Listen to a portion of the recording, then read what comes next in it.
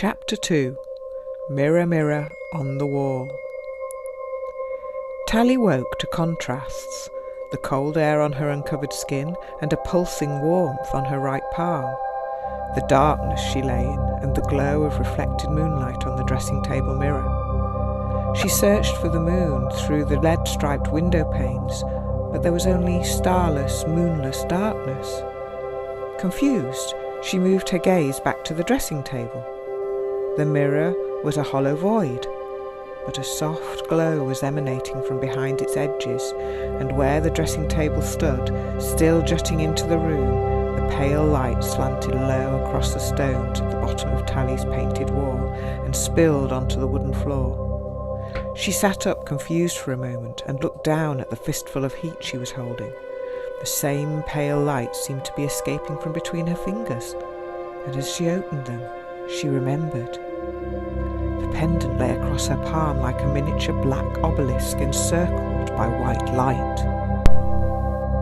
She placed her feet on the floorboards and felt a cool current moving across the floor. There was a thin black line now below her bedroom door, and total stillness on the landing beyond. She put the leather cord which held the strangely glowing black pendant over her head, then she pulled on her woolen cardigan. She reached down for the boiled egg on the tray her father had brought, and felt a momentary burst of resentment towards Valerie and the baby growing in her tummy. She withdrew her hand and moved silently, cautiously across the room. The lichen-covered stones of the ancient wall were mostly cast in shadow, but a thin strip of the pale light was escaping through the archway from beyond. The wooden door was ajar. She glanced to her left behind the wardrobe, and with a quick intake of breath, she saw just whitewashed plaster. The flaxen-haired girl was gone. Moving forward toward the light, Tallie stepped on something sharp. She bent down and retrieved an intricately cast long-handled key from under the sole of her foot. She must return it. She felt an urgency to this task and moved toward the wooden door, pushing it open just wide enough to creep through. But as she crossed the threshold, a sudden awareness of what she might find beyond the wall stopped her. The light of the moon, which she could now see clearly above her in a deep black night sky, revealed only the contorted shadows of a dense thicket a few feet from the wall. Her hesitation was momentary. She stepped forward into the moonlight, her feet sinking into half-rotten leaves. The faint breeze she had felt in her bedroom suddenly whipped into a gust that trammelled her cheeks and punched the wooden door shut behind her with a resounding thud. Panicked, she spun round and pushed on the door. She tried frantically to force the iron key into the rusty lock that it did not belong to. When she grew tired, she leaned her back against its planks. She tried to picture them as brushstrokes of watercolour instead of hard, knotted wood, but to no avail, and she looked with despair at the tangle of dark forest ahead. She reasoned with herself. Tomorrow there would be more shouting, and the next day packing, and the day after departure. Ahead was a forest of uncertainty, but behind lay unhappiness, isolation, exile. This was an adventure that she seemed to have no choice but to take.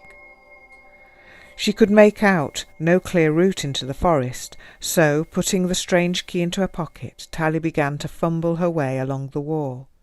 Her hands slipped into damp crevices and scraped over rough stone. The wall continued on to forever, it seemed, and clouds were scudding across the moonlight sky now. Only her sense of touch kept her close to the wall as she was plunged intermittently into complete blindness. She heard the slightest rustle of leaves among unseen branches, beetles scuttling on stone, the whirring of moths' wings above her head. Soon the moon seemed to have vanished entirely, and Tallie felt a despondency so deep that she ceased her forward movement. The wall was leading nowhere. She suddenly felt very tired, and that her endeavours were amounting to nothing useful. She needed help, and there was no one to give it. She turned her back to the wall once more, too tired to reason this time, and sank down to the earth to rest. For what else could she do? But as she did so, The pendant slipped out from beneath her cardigan, shedding a stronger glow than even the moon could have cast on the path in front of her. Path!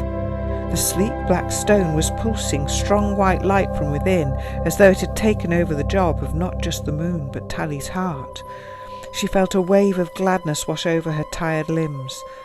Picking herself up, she moved into the forest, trusting the path and the pendant, for once again she had no better choice.